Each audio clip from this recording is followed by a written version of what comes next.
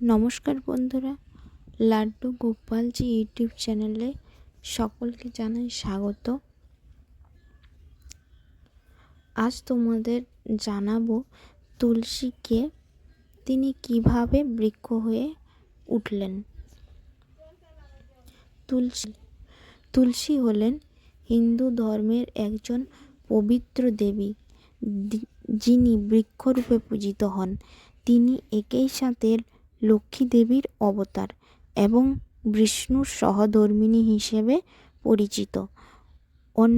অন্যান্য কিংবদন্তিতে তাকে বৃন্দা বলা হয়। তুলসীর পরিচয়। তুলসী নামের অর্থ যার তুলনা নেই। পৌরাণিক কাহিনী অনুযায়ী তুলসী হলেন লক্ষ্মী দেবীর অংশ স্বরূপা এবং ভগবান শ্রীকৃষ্ণের প্রেয়সী। গোলক বৃন্দাবনে তিনি বৃন্দা দেবী নামে রাধাকৃষ্ণের নিত্য সেবিকা এবং তাদের বিচিত্র দিব্য লীলা সম্পাদনের মূল পরিচালিকা হিসেবে বিবেচিত।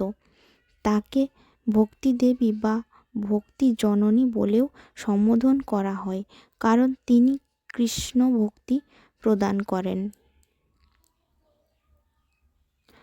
তুলসীর বৃক্ষরূপ ধারণের কাহিনী রাধা রানীর অভিশাপ। ব্রহ্মবৈবর্ত পুরাণ অনুযায়ী গোলক বৃন্দাবনে একদিন তুলসীকে কৃষ্ণের সাথে ক্রীড়ারত অবস্থায় দেখে রাধারানী অত্যন্ত ক্রুদ্ধ হয়ে তুলসীকে অভিশাপ দেন, তুই মানুষ হয়ে জন্মগ্রহণ করবে। এই অভিশাপে তুলসী মানসিকভাবে ভেঙে পড়ে। শ্রীকৃষ্ণ তাকে সান্ত্বনা দেয়, বলেন যে মর্তে মানবী রূপে জন্মগ্রহণ করলেও তপস্যার দ্বারা তিনি কৃষ্ণের একটি অংশ প্রাপ্ত হবেন। রাধারানীর অভিশাপের ফলে তুলসী মর্তে রাজা ধর্মধ্বজ ও মাতা মাধবীর গর্ভে কন্যা রূপে জন্মগ্রহণ করেন। তিনি বদরিকাশ্রমে কঠোর তপস্যা করেন।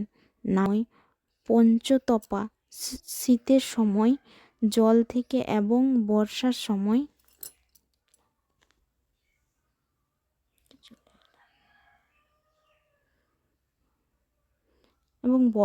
সময় শ্মশানে থেকে। শঙ্খচূড়ের সাথে বিবাহ। তপস্যার সন্তুষ্ট হয়ে ব্রহ্মা তুলসীকে বরদান করেন যে তিনি শঙ্খচূড়ের স্ত্রী হবেন এবং পরবর্তীতে স্বয়ং কৃষ্ণকে লাভ করবেন। শঙ্খচূড় ছিলেন একজন অসুর, যিনি আসলে কৃষ্ণের অংশ, সুদামার অবতার। তার উপর এই বর ছিল যে তার স্ত্রী যতদিন সতী থাকবে ততদিন সে অমর থাকবে। নারায়ণ ছলনা ও বৃক্ষরূপ ধারণ। শঙ্খচূড়ের অত্যাচারে অতিষ্ঠ হয়ে দেবগণ নারায়ণের কাছে সাহায্য চান।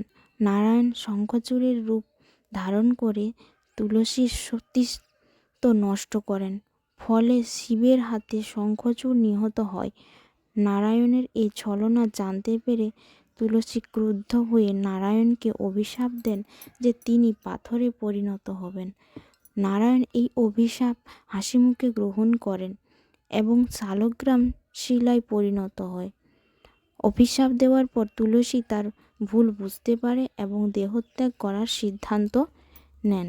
নারায়ণ তাকে বরদান করেন যে তিনি দেহত্যাগের পর দিব্যদেহ ধারণ করে গোলকে কৃষ্ণরূপে প্রতিরূপে প্রাপ্ত হবেন। কৃষ্ণকে প্রতিরূপে প্রাপ্ত হবেন। তার দেহ থেকে গণ্ডকী নদী এবং কেশ থেকে তুলসী বৃক্ষের সৃষ্টি হয়। নারায়ণ তুলসীকে বরদান করেন যে তুলসী বৃক্ষ স্বর্গ, মর্ত্য, পাতাল, বৈকুণ্ঠ এবং তার কাছে সমস্ত ফুলের থেকে শ্রেষ্ঠ হবে। তুলসী তরুমূলে সমস্ত তীর্থের অধিষ্ঠান হবে এবং যারা তুলসী কাঠের মালা ধারণ করবে তারা প্রতি পদক্ষেপে অশ্বমেধ যজ্ঞের ফল লাভ করবে। হিন্দু ধর্মে তুলসীর বিশেষ মর্যাদা রয়েছে। তিনি বিষ্ণুর সহধর্মিণী হিসেবে পূজিত হন এবং তুলসী পাতা ছাড়া শালগ্রাম শিলার পূজা সম্পন্ন হয় না। কার্তিক মাসে তুলসী বিবাহ উৎসব পালিত হয়, যেখানে তুলসী উদ্ভিদের সাথে শালগ্রাম শিলার আনুষ্ঠানিক বিবাহ অনুষ্ঠিত হয়। তুলসীর এই কাহিনী দেখায় যে কিভাবে একজন দেবী অভিশাপ এবং বরদানের মাধ্যমে বৃক্ষরূপে পরিণত হয়েও সর্বোচ্চ সম্মান ও পূজা লাভ করেন। তিনি মানুষের জীবনে পবিত্রতা এবং ভগবানের প্রতি ভক্তি আনার জন্য চিরকাল পূজনীয় হয়ে রয়েছেন। ধন্যবাদ।